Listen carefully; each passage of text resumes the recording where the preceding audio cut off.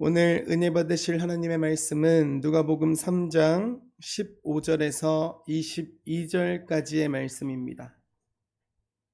신약 92페이지, 93페이지쯤에 있습니다.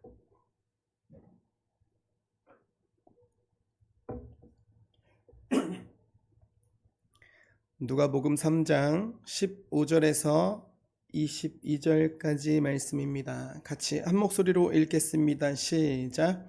백성들이 바라고 기다림으로 모든 사람들이 요한을 혹 그리스도신가 심중에 생각하니 요한이 모든 사람에게 대답하여 이르되 나는 물로 너희에게 세례를 베풀거니와 나보다 능력이 많으신 이가 오시나니 나는 그의 신발끈을 풀기도 감당하지 못하겠노라. 그는 성령과 불로 너희에게 세례를 베푸실 것이요 손에 키를 들고 자기의 타작마당을 정하게 하사 알곡은 모아 곳간에 들이고 쭉정이는 꺼지지 않는 불에 태우시리라. 또 그 밖에 여러 가지로 권하여 백성에게 좋은 소식을 전하였으나 분봉왕 헤롯은 그의 동생의 아내 헤로디아의 일과 또 자기가 행한 모든 악한 일로 말미암아 요한에게 책망을 받고 그 위에 한 가지 악을 더하여 요한을 옥에 가두니라. 백성이 다 세례를 받을새 예수도 세례를 받으시고 기도하실 때에 하늘이 열리며 성령이 비둘기 같은 형체로 그의 위에 강림하시더니 하늘로부터 소리가 나기를 너는 내 사랑하는 아들이라 내가 너를 기뻐하노라 하시니라. 아멘. 사랑의 하나님 아버지, 이제 주님의 말씀 앞에 섭니다. 부족한 종을 성령으로 인도하여 주시고 제 생각을 앞세우지 않게 하시고 본문의 뜻을 바르게 전하게 하옵소서. 말씀을 듣는 우리 모두에게 깨닫는 마음을 주시고 우리가 믿고 따라가는 예수 그리스도를 더욱 분명하게 알게 하옵소서. 말씀 앞에서 우리의 믿음을 돌아보게 하시고 깨닫게 하시는 말씀에 믿음으로 순종하게 하옵소서. 예수님 이름으로 기도합니다. 아멘. 옆에 계신 분과 이렇게 인사하겠습니다. 함께 예배드리게 되어 감사합니다. 오늘도 말씀으로 은혜 받읍시다. 지난주에는 세례 요한이 전한 회개의 말씀을 함께 나눴습니다. 세례를 받기 위해서 요한에게 나온 사람들에게 요한은 회개에 합당한 열매를 맺으라고 했어요. 그러자 사람들이 물어봤습니다. 그러면 우리가 무엇을 하리이까? 그 물음 앞에 요한의 대답은 아주 실제적이었죠. 옷이 두 벌 있는 사람은 없는 사람에게 나눠주라고 했어요. 먹을 것이 있는 사람도 그렇게 하라고 했습니다. 세리에게는 정해진 것 외에는 더 거두지 말라라고 했고, 군인에게는 힘으로 다른 사람을 괴롭히거나 빼앗지 말라고 했습니다. 회개라는 것은 마음속에서만 미안하다고 느끼는 것으로 끝나는 일이 아니었습니다. 물질을 대하는 태도가 달라지고 가진 것을 사용하는 모습이 달라지고 내가 가진 힘을 사용하는 방식이 달라져야만 했습니다. 즉 말씀이 우리의 삶 가운데에 들어가야 했다는 것이죠. 그 말씀을 들은 사람들이 실제적으로 움직이기 시작했습니다. 자신의 죄를 고백하면서 세례를 받기 위해서 요단강으로 나왔어요. 여기에서 한번 생각해 볼 것이 있습니다. 우리의 삶을 흔드는 사람이 누군가가 나타나면 우리는 그 사람을 특별하게 바라보게 됩니다. 말만 잘하는 정도가 아니라 정말 사람의 마음을 움직이고 전에 없던 변화를 만들어내면 이런 생각을 하죠.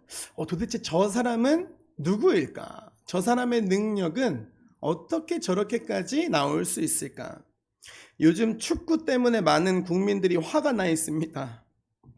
특히 축구협회에 굉장히 화가 많이 나 있더라고요.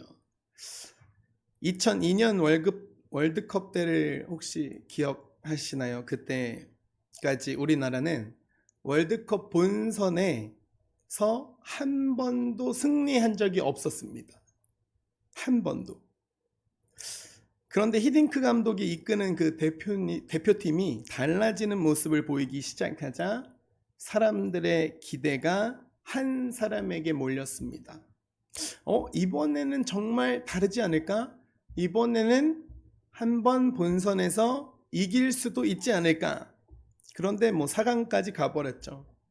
사람은 오래도록 기다리고 기대하던 일이 있을수록 그 기대를 이루어줄 것 같은 사람이 나타나면 마음이 금세 움직입니다. 그 당시에 이스라엘 사람들은 더 오랫동안 기다리고 있었어요. 하나님께서 약속하신 메시아 그리스도를 기다리고 있었습니다. 그런데 광야에서 하나님의 말씀을 거침없이 전하는 사람이 나타났습니다. 사람들이 그의 말씀을 듣고 죄를 고백하고 거기에 모자라서 삶을 바꾸려고 하기까지 하고 있어요. 당시 최고의 권력자 헤롯의 죄까지 두려움 없이 지적합니다. 15절은 그 당시 사람들의 마음을 이렇게 기록합니다. 백성들이 바라고 기다림으로 모든 사람들이 요한을 혹 그리스도신가 심중에 생각하니, 그들의 마음에 이런 질문이 생긴 거예요. 혹시 세례 요한이 우리가 기다리던 그리스도가 아닐까? 그런데 세례 요한은 그분이 자신이 아니라 자신보다 뒤에 오시는 분이라고 말하기 시작합니다. 그렇다면 세례 요한이 증언하는 그리스도, 우리가 믿고 따라가는 예수님은 과연 어떤 분이실까요? 오늘 본문을 통해서 함께 나누기를 원합니다. 첫 번째, 예수님은 성령으로 새롭게 하시고 죄를 심판하시는 분이십니다.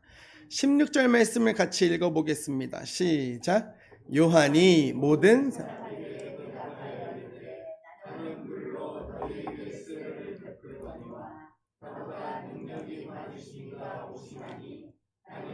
신발끈을 풀기도 감당하지 못하겠노라. 그는 성령과 불로 너희에게 세례를 베푸실 것이요. 백성들은 요한을 그리스도일지도 모른다고 생각했어요. 그런 사람들에게 요한은 자신보다 능력이 더 많으신 분이 오신다고 말합니다. 자신은 그분의 신발끈을 풀어드릴 자격조차 없다고 말합니다. 그 당시에 다른 사람의 신발끈을 풀어주는 일은 종이 하던 일이었습니다. 종. 많은 사람이 요한의 말씀을 들으러 왔고 그의 앞에서 죄를 고백하면서 세례를 받았어요.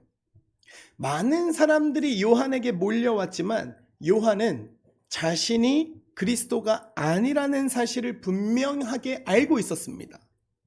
자신은 물로 세례를 베풀 뿐이고 자신보다 능력이 더 많으신 분이 뒤에 오실 것을 알고 있었어요.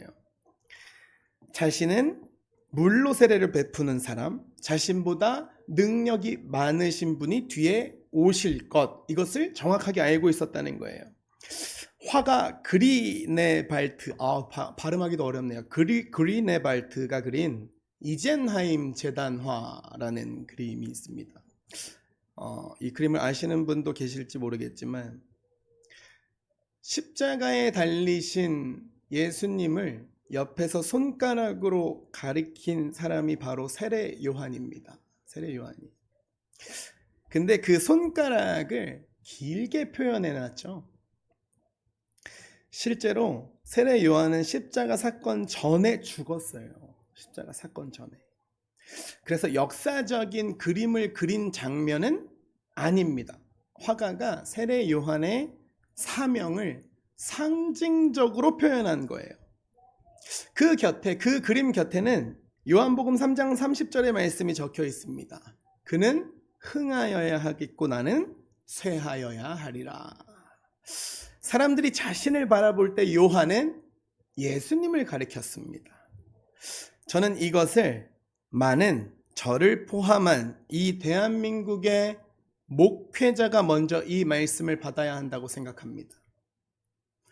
저도 말씀을 듣는 사람이고 한없이 부족한 사람이죠. 설교자는 말씀을 전하면서 사람을 자기에게 묶어두는 사람이 돼서는 안 된다는 겁니다.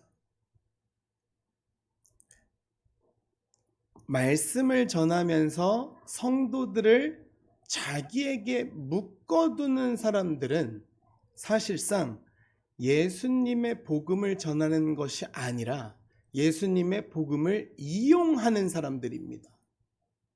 신천지도 마찬가지고 여호와의 증인도 마찬가지예요. 그런데 요즘에 신상품들이 굉장히 많이 늘어났더라고요. 박혁이라는 사람도 있고 장풍을 쏘더라고요. 그 유튜브에서 봤더니. 근데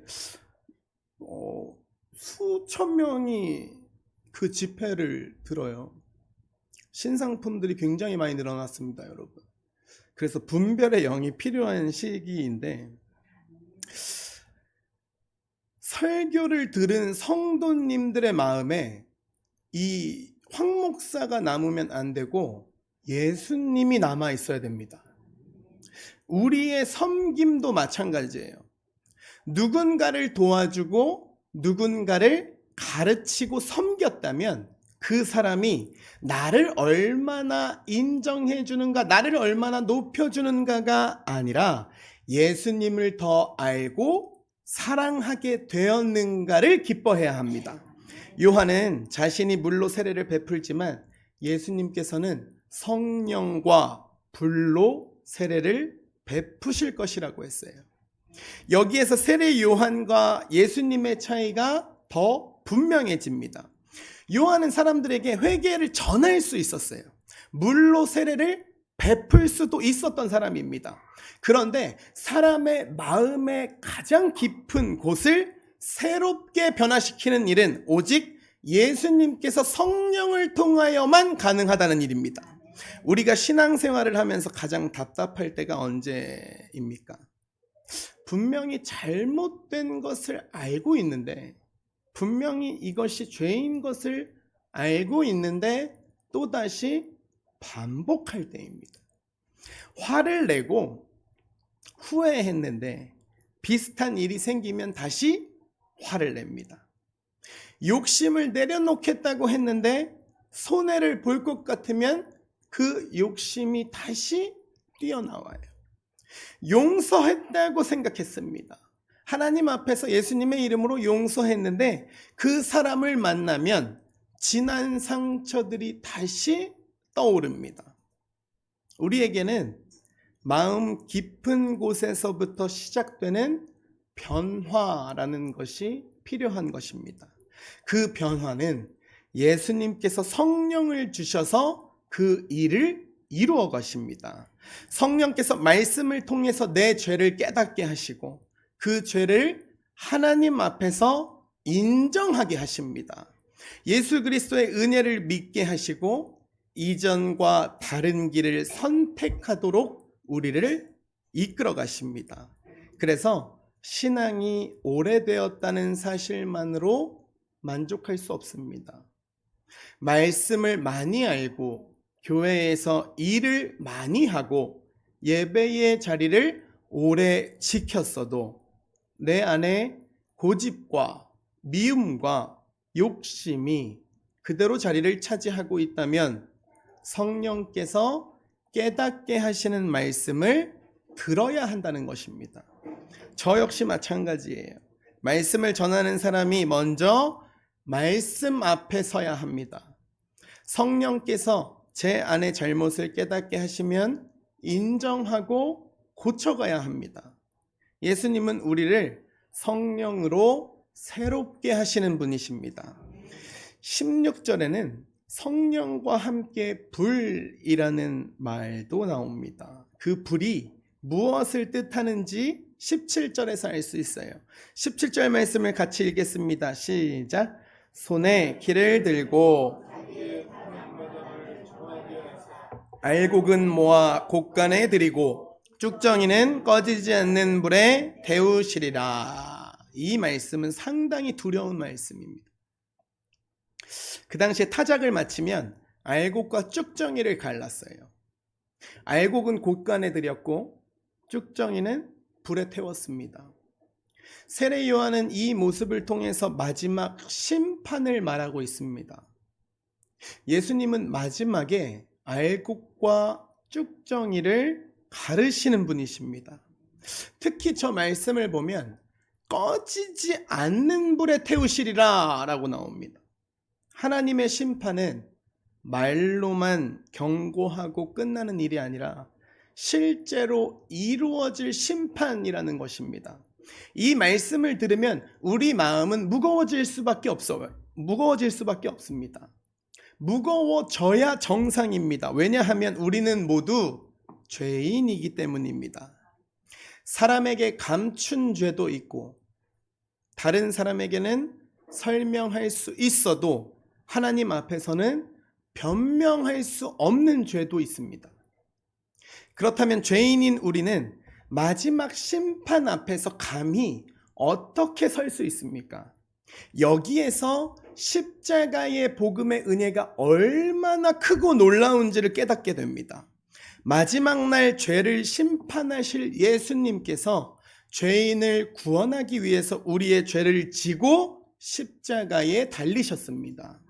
우리가 받아야 할 형벌을 주님께서 대신 담당하셨고 피 흘려 죽으심으로 우리의 죄값을 치르셨습니다.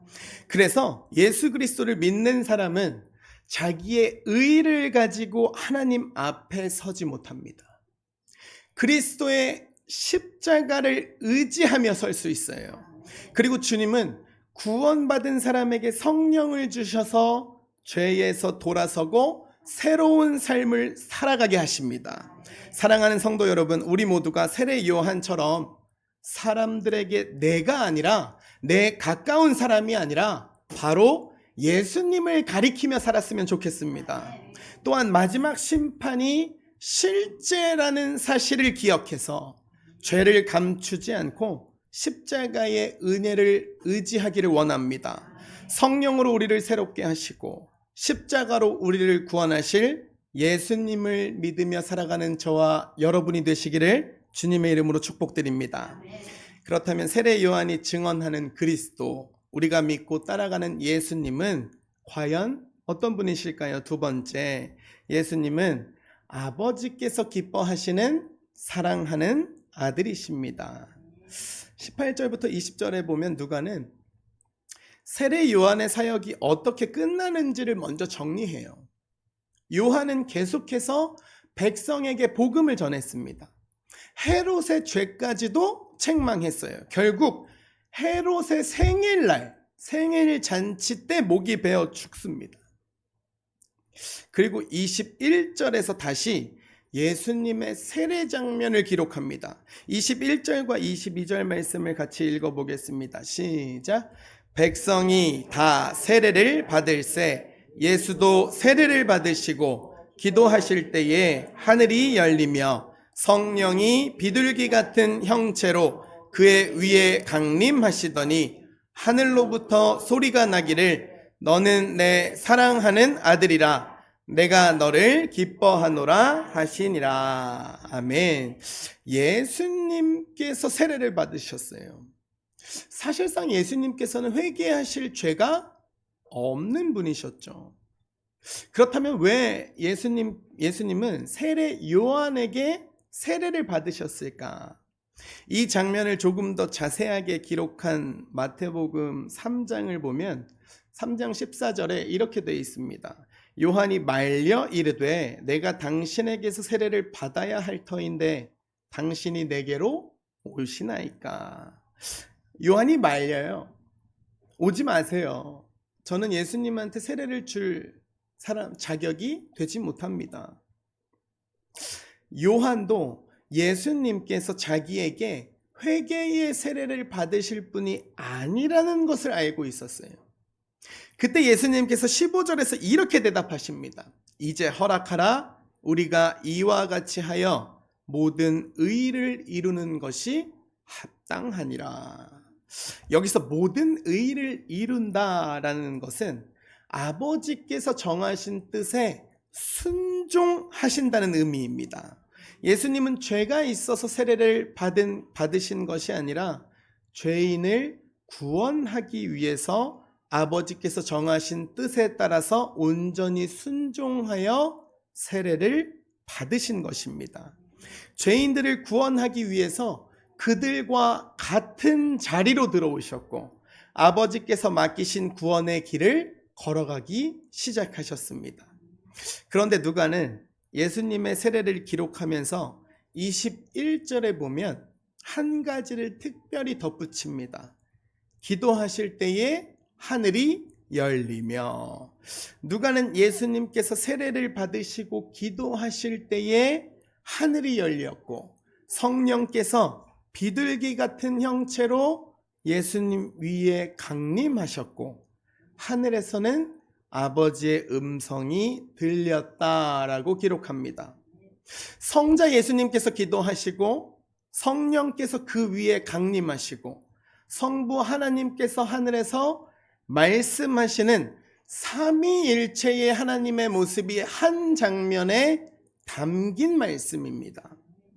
그런데 우리가 특별히 들어야 할 것은 아버지께서 예수님을 향하여 22절에 하신 말씀입니다.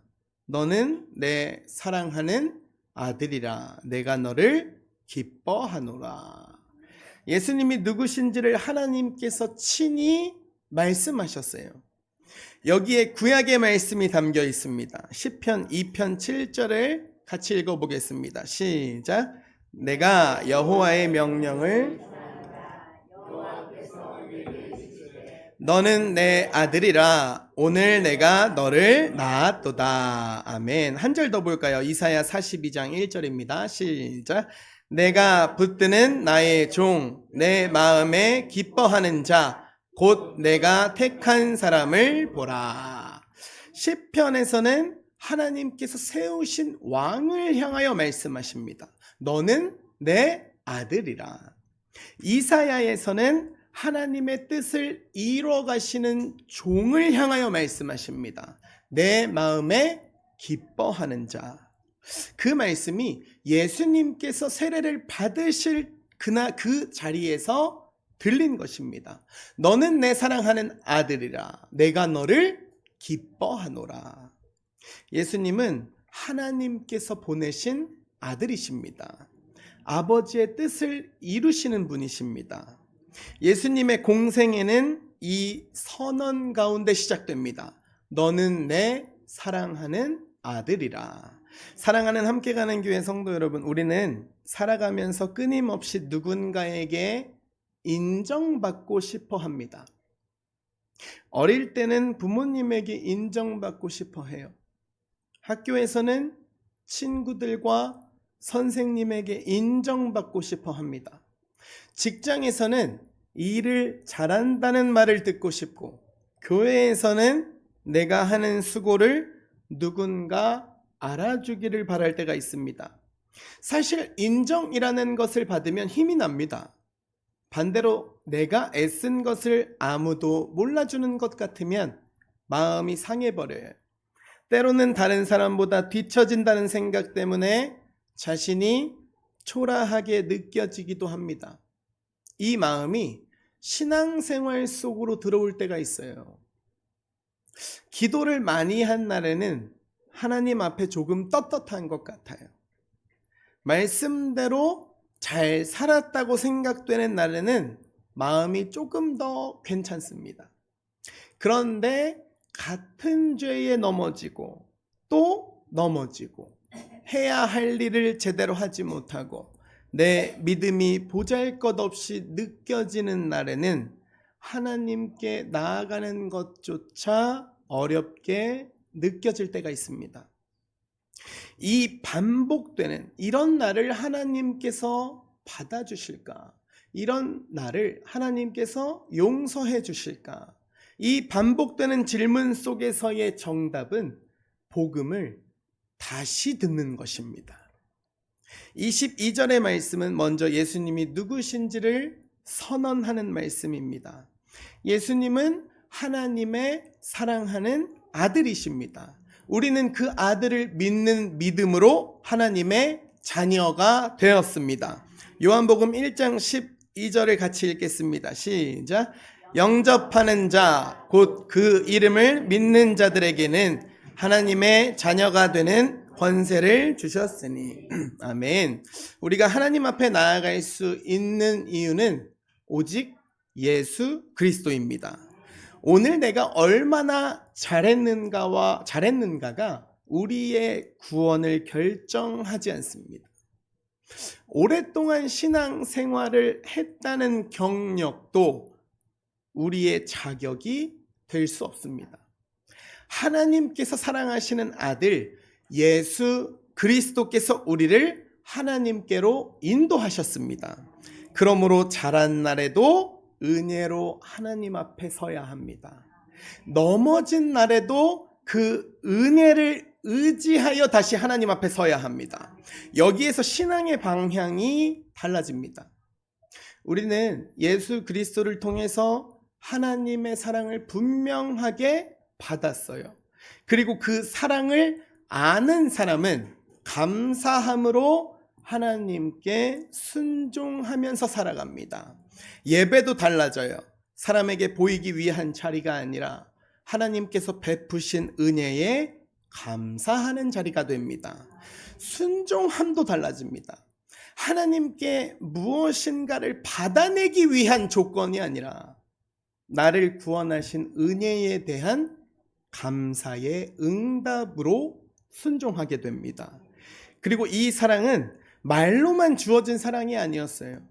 아버지께서 사랑하시는 아들이 죄인을 구원하기 위해서 자기 생명을 내어주셨습니다. 예수님은 아버지의 뜻에 순종하여 십자가까지 나아가신 것입니다. 그 십자가에서 우리를 위해서 피 흘리셨고 죽으셨고 다시 살아나셨습니다.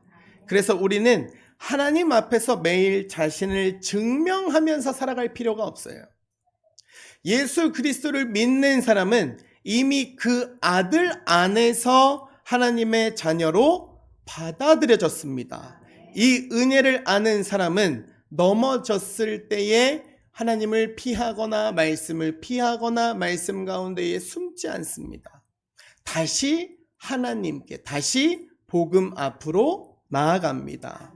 죄를 고백하고 용서를 구하고 받은 사랑에 감사하며 다시 순종의 길을 걸어갑니다. 사랑하는 성도 여러분, 사람의 평가에 우리의 마음을 맡기지 않았으면 좋겠습니다.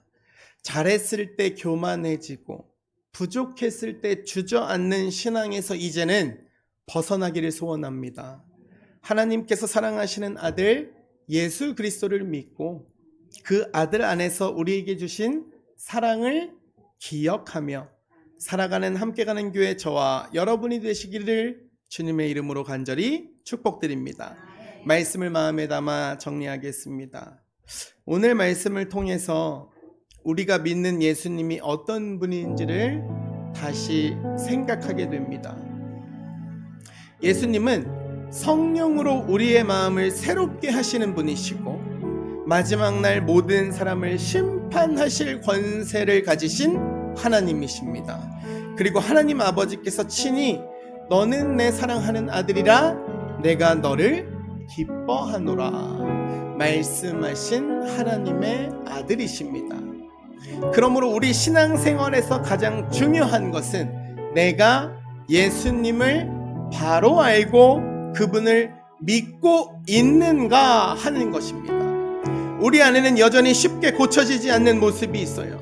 말씀을 알고 듣고도 순종하지 못할 때가 있고 같은 죄 앞에서 또다시 넘어질 때가 있습니다. 그럴 때 우리에게 필요한 것은 역시 사람은 변하지 않는구나. 나는 안 되는구나. 내 자신을 포기하는 것이 아니라 예수님께 그대로 나아가는 것입니다. 주님께서 성령으로 우리를 새롭게 하십니다. 그리고 우리가 하나님께 나아갈 수 있는 길도 예수님께서 이미 열어주셨습니다. 사랑하는 형제자매 여러분, 우리의 믿음이 예수 그리스도께 더욱 깊이 뿌리내리기를 바랍니다. 죄 앞에서는 성령의 도우심을 구하고, 넘어졌을 때에는 십자가의 은혜를 기억하며 받은 사랑에 감사하며 하나님께 순종하며 살아가는 저와 여러분이 되시기를 주님의 이름으로 간절히 축복드립니다.